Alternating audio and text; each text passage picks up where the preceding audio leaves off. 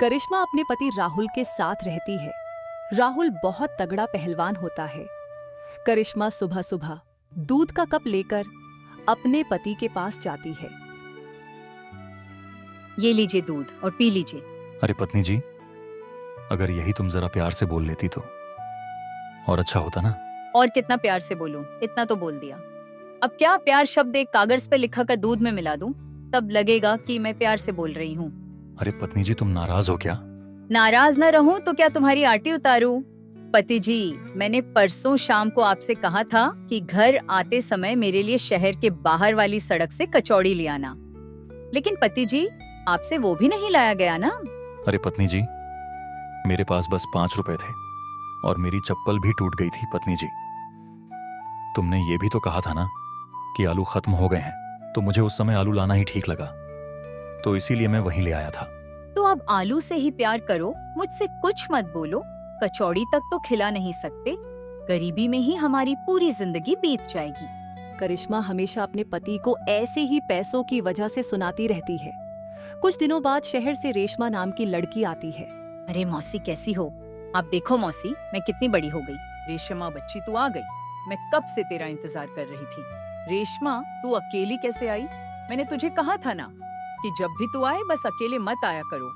मौसी आप भी ना। अरे अब मैं बड़ी हो गई हूँ, मुझे सब पता है, आप चिंता क्यों कर रही हो? देखो अब तो मैं आपके सामने ही खड़ी हूँ ना। हाँ ये तो है, चल तू हाथ मुंह धो ले, मैं तेरे लिए चाय लाती हूँ। चंपा अपनी भतीजी को पूरा गांव घुमाती है। तभी रेशमा की नजर राहुल पर पड़ती है। अरे मौसी वो आदमी कौन है? इतना हट्टा कट्टा जवान, ये तो राहुल है, बहुत ही सीधा साधा है। राहुल जी जरा सुनिए तो। जी आप कौन? मैंने पहचाना नहीं आपको। चंपा काकी, ये आपके साथ हैं क्या? काकी से क्या पूछ रहे हो, जब जवाब देने के लिए मैं ही सामने खड़ी हूँ।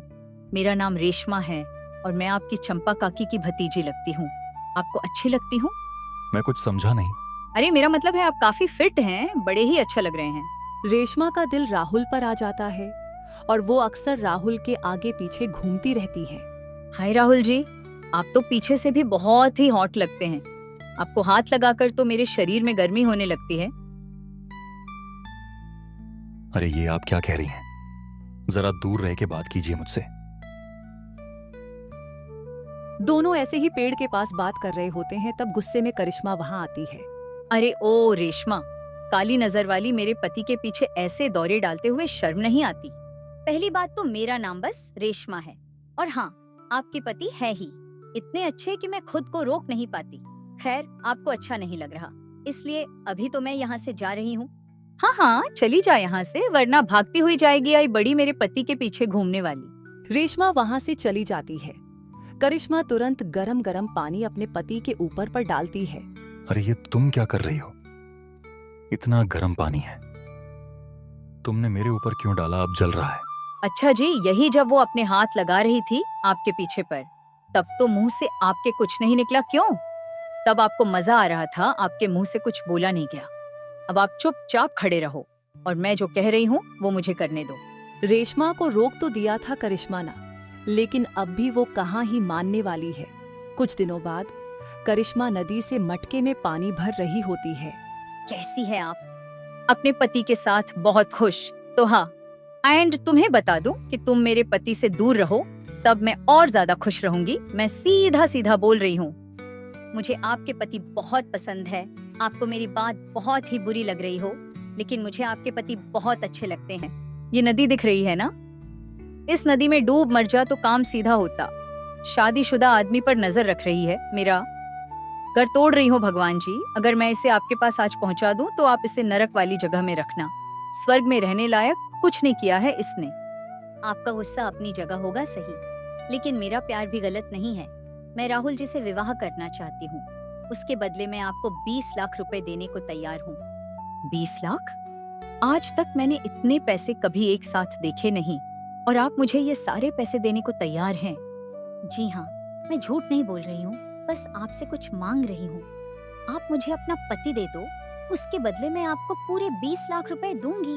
20 लाख रुपए में तो कितना कुछ आ जाएगा। करिश्मा वहां से घर चली जाती है, जहां राहुल उसके लिए खाना बना रहा होता है। आपको मेरी कसम है, आप नहीं मुझे कोई सवाल करेंगे और नहीं मुझे कोई जवाब मांगेंगे। आप बस वही करेंगे जो मैं चाहती हूँ। आप उस रेशमा के पास चले जाओ। आपके बदले में मुझे रेशमा 20 लाख रुपए देगी। मेरी कसम है, आप मेरी बात को नकारोगे नहीं। क्या? अरे कभी कभी तो यही लगता है कि लोग सच ही कहते हैं कि औरत का दिमाग उसका घुटनों में ही होता है। अरे तुम ये क्या कह रही हो? मैं रेशमा के साथ शादी कैसे कर सकता? अपने पत्नी की कसम की वजह से राहुल मना नहीं कर पाता और यहाँ करिश्मा 20 लाख रुपए में बहुत बड़ा घर बनाती है। उसके पास सब कुछ होता है। अब समझ आया कि क्यों लोगों को अमीर होना होता है। मेरी तो जिंदगी ही सफल हो गए। आज मैं कचौड़ी खाऊंगी और वो भी 20 रुपए की नहीं बल्कि पूरे 100 रुपए की। करिश्मा तो जैसे आसमान में उड़ने लगी थी। अरे राहुल भैया, तुम्हारी तो किस्मत ही चमक गई। यहाँ मेरी एक भी पत्नी नहीं है और तुम्हारी तो गांव वाली और शहर वाली दो है। क्या बात है? हाँ, अरे मुझे जैसे काले को कोई काली भी नहीं मिलती। अब तो तुम शहर जा रहे हो। रेशमा जी के साथ वहां तो और भी सुंदर सुंदर लड़कियां होंगी ना। राहुल अब रेशमा के साथ रहता है और करिश्मा अलग रहती है। करिश्मा की तबीयत काफी खराब होती है। करिश्मा, क्या हुआ? 2 दिन से घर के बाहर दूध रखा हुआ है, तुम अंदर लेकर क्यों नहीं गई? काकी, तबीयत कुछ ठीक नहीं है और तुम्हारे साथ तो कोई भी नहीं है। तुम्हारा ख्याल रखने के लिए चलो, कोई बात नहीं, तुम अपना ध्यान खुद रखो। मैं तो पैसे लेने आई थी। करिश्मा अपने सर पर खुद के हाथों से पानी की पट्टी रखती है। जब राहुल जी मेरे पास होते थे तब वो मेरी एक छींक पर भी दवाई सबका इंतजाम करने लगते थे। कहीं मेरा ये सौदा गलत तो नहीं है, क्योंकि मेरे पास पैसे तो हैं, लेकिन पैसे मेरा दवाइयाँ तो नहीं बना सकते। मुझे थेड़े पानी की पट्टी तो नहीं लगा सकते हैं। राहुल जैसा ख्याल तो कोई नहीं रख सकता है। मैंने ही गलत किया पहले। कम से कम मेरे पास कोई अपना तो था, लेकिन मैंने अपने को पराई पैसों के लिए बेच दिया। अकेलेपन में करिश्मा को अपने पति की याद आ रही होती है। खराब हालत में भी जब वो अपने देखभाल खुद ही कर रही होती है तो उसे सही गलत समझ आ रहा होता है। देखिए, मैंने एक खास आपकी पसंद गाजर का हलवा बनाया है। आपको पसंद है ना हलवा? अरे नहीं नहीं, अब मुझे नहीं पसंद है हलवा। लेकिन क्यों? पहले तो आप बहुत खुशी खुशी हलवा खाते थे। मुझे बुआ ने भी बताया था कि आपको हलवा काफी अच्छा लगता है। तो अब जब मैं हलवा बना कर लाई हूँ तो आप क्यों नहीं खा रहे हैं? अरे पसंद को समय के साथ बदल लेना चाहिए, क्योंकि जिंदगी भर अगर किसी एक ही चीज को पसंद करते रहोगे ना तो तकलीफ ही मिलेगी। और इसीलिए मुझे अब हलवा बिल्कुल भी पसंद नहीं है। राहुल अब बिल्कुल भी खुश नहीं होता है। रेशमा के साथ करवा चौथ का त्योहार आने लगा था और गांव में करवा चौथ की चीजें भी बिकने लगी थी। करवा चौथ का त्योहार आने वाला है और मुझे ध्यान ही नहीं रहा। लेकिन मैं करवा चौथ का व्रत रखूं भी तो किसके लिए? अपने पति को तो मैंने खुद ही अपने हाथों बेच दिया। करिश्मा करवा चौथ का सामान लेकर घर चली जाती है। मैं करवा चौथ का व्रत रखूंगी। जो गलत कर चुकी हूँ मैं उसे सुधारूंगी। अपने पति को जो कि उन्हें बेचा था ना, अब मैं उन्हें वापस लाऊंगी। मुझे नहीं चाहिए ये खाओ, ये 20 लाख रुपए। करिश्मा को अपनी गलती का एहसास होता है और वो गांव के सेठ के पास जाती है। सेठ जी, मैंने आपसे जो बड़ा सा घर लिया था ना, वो मुझे बेचना है। क्या बेचना है? लेकिन क्यों? अभी तो 2 महीने ही हुए हैं। इतनी जल्दी तुम्हें घर बेचना भी है? हाँ सेठ जी, क्योंकि मकान तो मैंने ले लिया, लेकिन मकान को घर नहीं बना पाऊंगी अपने पति के बिना।